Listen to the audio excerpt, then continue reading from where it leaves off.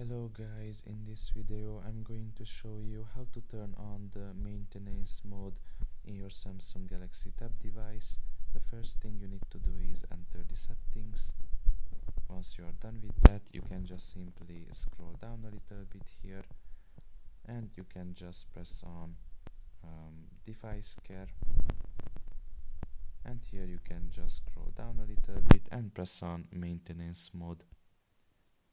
And you can just press on turn on, but beforehand you can just read about the maintenance mode here if you really want to activate it and how it works basically.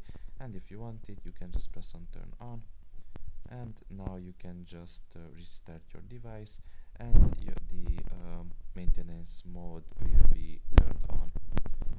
So that's pretty much it really. I hope this video was helpful to you. Thank you for listening and see you next time. Bye bye.